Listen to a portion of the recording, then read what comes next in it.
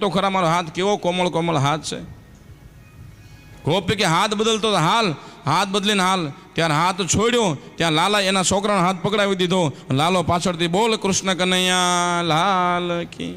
લાલો પાછળથી વયો ગયો અને નંદ બાબાના પાછળના દરવાજાથી આવી મહેલની અંદર જઈને સૂઈ ગયો.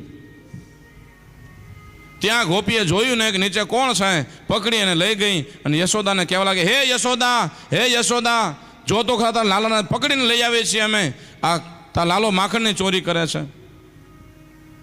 અંદરથી યશોદા આવી. યશોદા કહે શું છે? ત્યારે કહે છે આ જો તારો લાલો છે આ ચોરીઓ કરે છે. યશોદા કે આ ગોપીનું ફરી ગયું છે શું છે? યશોદા કે નીચે જો તો ખરા કોનો ગગવો છે. તો નીચે જોયું પોતાનો છોકરો, બે ઢીકા એને મારે, તું વચમાં ક્યાંથી કરી ગયો? ત્યાં તો લાલો આંખ ચોળતો ચોળતો આવ્યો કે શું થયું માં, શું છે, કેમ બાર બધા અવાજ કરે છે? એ યશોદા, આ તારો છોકરો જો ઉભો થઈને આવ્યો છે, આંખ ચોળતો. તો લાલો કે હું તો હૂતો તો માં, તને ખબર નથી ક્યારનો હૂતો છું. આમ ને આમાં ગોપીઓ બધું મારું નામ દઈ દે અને તને ખોટો મને બદનામ કરે છે. આના નાના છોકરા બધું મને શીખવાડે છે. યશોદામાં ખીજાણા બધી ગોપીઓને અને નિરાશ થઈ બધી ગોપીઓ અને ત્યાંથી વહી ગઈ. ત્યારે લાલાએ વિચાર કર્યો કે મારા દરવાજે કોઈ આવે, મારા દ્વારે કોઈ આવે, નિરાશ થઈને જાય એ ન ચાલે. પાછો ગયો પાછળના દરવાજા દોડીને ગોપીની સામે અને ગોપીને કે આ લે, મને પકડવા ગઈ હતી, આ લે, ધ્યાન રાખજે, તો આજ તો મને પકડો છે, છોકરાનો હાથ પકડાવ્યો છે, જો બીજી વાર મને પકડો ધણીનો હાથ પકડાવી દઈશ. અને ગોપી દાંત કાઢવા લાગી મહારાજ અને લાલો ત્યાંથી ચાલ્યો ગયો. ફરી વાર બીજી વાર ગોપીઓ કીધું કે લાલો બંધ થવાનો તો છે નહીં, આપણા છોકરાને તોફાની બનાવે છે. લાલાએ કીધું આજે મધુમંગલને ઘરે આપણે ચોરી કરવા જઈએ. ત્યારે બધી ગોપીઓએ નિર્ણય કર્યો કે આજે પણ આપણે એમ જ કરવાનું કે આ બધા આપણે કહેવાનું મથુરા ગઈ છે, મથુરા ગઈ છે, જવાનું એ કંઈ નહીં. ઘરવાળાને ટિફિન બનાવી અને આપણે બધું એમ કહેવાનું કે આપણે મથુરા જઈએ છીએ. ઘરવાળાને ટિફિન બનાવીને વહી જાય ગોપીઓ મથુરા માખણ દેવા. ઘરવાળા ટિફિન લઈને ગાયોમાં વહ્યા જાય, ગાયો ચારવા માટે. ત્યારે આ બધી ગોપીઓ એમ કીધું કે મથુરા જાય છે, મથુરા જાય છે, બધી મથુરાનો બહાનો કરીને સંતાઈ ગઈ. ત્યારે મધુમંગલના પિતાજી હતા, એ ટિફિન લઈને દરરોજ તો વયા જાય, પણ તે દીને કંઈક પેટમાં ગડબડ હતી. એને પેટમાં ગડબડ હતી, એ ગયા નહીં, એ અંદર રૂમમાં જઈને સૂઈ ગયા, આજે મારે નથી જવું. ત્યારે આ બધા ગોવાળીઓ આવ્યા કે પિતાજી વયા ગયા છે, માતાજી વયા ગયા છે, હાલો.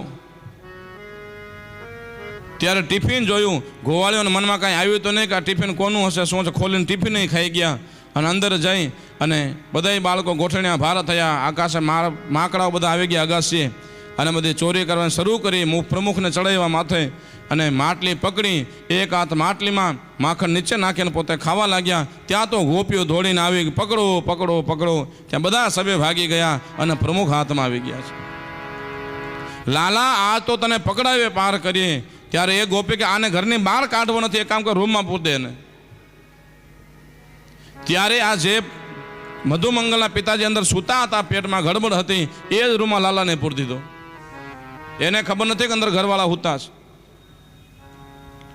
પૂરી દીધું. લાલાએ મનમાં વિચાર કર્યો કે આ ગોપીઓ હવે યશોદાને બોલાવીને લઈ આવશે, હવે કરવું શું, આપણે ભાગવું કેમ? ત્યાં ઉપર નજર કરી, બારી હતી, ત્યાં ડબ્બાની માથે ડબ્બો, ડબ્બાની માથે ડબ્બો મૂકીને લાલો પાછળથી બોલ કૃષ્ણ કનૈયા લાલ કી.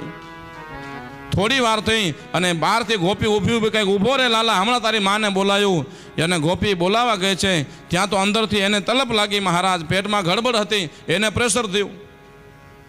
અંદરથી ખખડાવેલું, એ ગોપી ખોલ, એ ગોપી ખોલ. ત્યારે કે મને ખબર છે તું મારા ઘરવાળાની અવાજમાં બોલસ લાલા. એ કે હું લાલો નથી, તું ખોલ મને. ત્યારે કે નહીં લાલા, હું તને ઓળખું છું, તું આ જ અવાજમાં બોલે ગમે ત્યારે. અંદરથી ખખડાવા લાગ્યો ઓલો. આ ગોપીએ ખોલ્યું નહીં અને બધી ગોપીઓ યશોદાની ઘેર ગઈ અને યશોદાને કહે હાલ તારા લાલો અમારી ઘેર છે, તને બતાડી રૂમમાં બંધ કર્યો છે. ત્યારે યશોદા કે હાલ મારા લાલાને જોઉં. આગળ યશોદા, પાછળ ગોપીઓ અને એની પાછળ લાલો ધીમે ધીમે હિલા આવે. ત્યારે જઈને યશોદાએ કહ્યું કે હે ગોપી દરવાજો ખોલ તો ખરા. ત્યારે બધી ગોપીઓ વિચાર કર્યો કે લાકડી લઈને ઉભો રહેજો, ભાગી ન જાય લાલો કે. બધી ગોપીઓ હાથમાં લાકડી લઈને ઊભી છે અને જેનો ઘર હતો મંદુમંગલની માં, એને કીધું તું આગળ ઊભી રહે લાકડી લઈને. અને અંદર ઓલો લાકડી લઈને ઉભો, ખોલે એટલે મારું આને, ખોલતી કેમ નથી? જેમ દરવાજો ખોલ્યો એમ અંદરથી ઓલો લાકડી મારવા લાગ્યો, બહારથી ગોપીઓ લાકડી મારવા લાગી. ત્યારે બધી ગોપીઓ કહેવા લાગી, હે મધુમંગલની માં, આ તો મોટો લાલો છે, મોટો લાલો. ઓલો ક્યાં ગયો?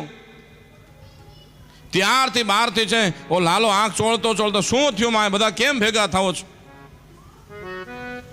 એ ગોપીઓ, લાલો તો આ રહ્યો. એ કે હા, હું તમારે ઘરે હોતો તો ન્યા જ રહું ને. હે યશોદા, આ લાલો હતો, મેં બંધ કર્યું. ત્યાં અંદર જઈને જોયું તો બધી ડબ્બાની સીડી બનાવેલી છે અને બારીમાંથી વયો ગયો લાલો. લાલો કે યશોદા, મયા આ બધા નામને ખોટા આપે છે, મને હેરાન કરે છે.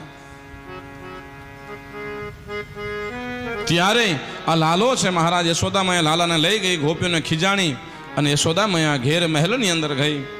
અને બધી આવી અનેક લીલાઓ છે મહારાજ. ભગવાનની જે લીલાઓના ગુણગાન કરીએ તો 6 મહિના સુધી કર્યો તો પણ પૂરા ન થાય. ત્યારે એક વખત આ બધી ગોપીઓ છે મહારાજ, લાલો 3 વર્ષનો થયો અને બધી ગોપીઓ છે મનમાં વિચાર કરવા લાગી કે હવે યશોદાને આપણે ફરિયાદ કરી, મહારાજ હવે આપણે છોકરા ભૂખ્યા રહેવાનો વારો આવશે. ત્યારે બધી ગોપીઓ ભેગી થઈ અને યશોદા પાસે ગઈ, માં, હે યશોદા. હા બોલો ને ગોપીઓ. બહાર આવતો, બહાર બોલાવી યશોદાને અને યશોદાને કીધું કે યશોદા, હવે જો આ લાલાને તું નહીં સમજાવ ને તો અમારે કાલે છોકરા ભૂખ્યા રહેવાનો મારો આવશે.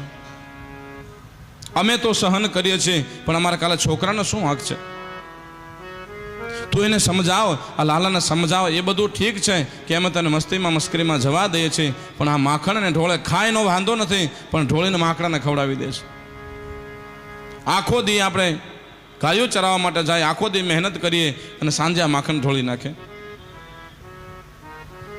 અને યશોદાને છે મહારાજ એ થોડો ગુસ્સો આવ્યો, અંદર ગઈ મહેલમાં. લાલો સૂતો હતો, કાન પકડ્યો અને લાલાને કાન પકડીને બહાર લઈ આવ્યો કે હાલ લાલા, આજ બધું શું કહે બધી ગોપીઓ તારા માટે. અને ગોપીઓ મહારાજ ફરિયાદ કરવા આવી અને ત્યાં તો યશોદાએ હાથમાં લાકડી લીધી અને લાકડી લઈને લાલાને મારવા જાય મહારાજ. ત્યાં તો લાલો એ માની સામું જોવા લાગ્યો, માં, તે લાકડી લીધી જ મારા માટે? મામું મોટો થઈ ગયો છો, તું મને મારીશ? ના ના માં, હું મોટો નથી, તે હજી નાનો છું. કાન મૂકી દે માં, મારો કાન મૂકી દે, હજી તો હું બાળક છું માં. અને લાલો કહે છે કે માં, હજી તો હું નાનો છું. માં ગમે એટલી મોટી હોય મહારાજ, બાળક ગમે એટલો મોટો હોય, માં માટે તો બાળક એ બાળક જ હોય છે. એ મોઢે બોલું માન સાચે નાનપ સાંભરે, અને મને મોટપની મજા કડવી લાગે કાગડા. મોઢે બોલું માન સાચે નાનપ સાંભરે, મોટપની મજા મને કડવી લાગે કાગડા. બા ગમે એટલું મોટું બાળક હોય મહારાજ, મા માટે તો માં જ હોય. અને માનો ખોડિયો મળી જાય મહારાજ અને બાળક માના ખોળાની અંદર બેસી જાય તો દુનિયાનો ગમે તેવી મહારાજ દુઃખ હોય, ગમે તે સંકટ હોય, એક પલની અંદર દૂર થઈ જાય મહારાજ. કવિ કાગ કહે છે મહારાજ, અડીન જગની આગ તારે ખોળે ખેલતા, તેનો કીધેલ ત્યાગ કાળ જ સળગે કાગડા. મળી હરને માં, એ મળીને હરને માં, અને મહેશ્વર જો પશુ થયા, જાયો એ જશોદા કાન કેવાણો કાગડા. જગતમાં જેને માં નહોતી મહારાજ એ પૂજાણા નથી. પછી ભગવાનનો મત્સ્ય અવતાર હોય તોય ભલે, નરસિંહ અવતાર હોય તોય ભલે, ભગવાન અનેક અવતારો થાય પણ જેને માં નથી મહારાજ એ નથી પૂજાણા મહારાજ. એ મળીએ લઈ નામ માં સૌ રાઘવ કરશન રટે,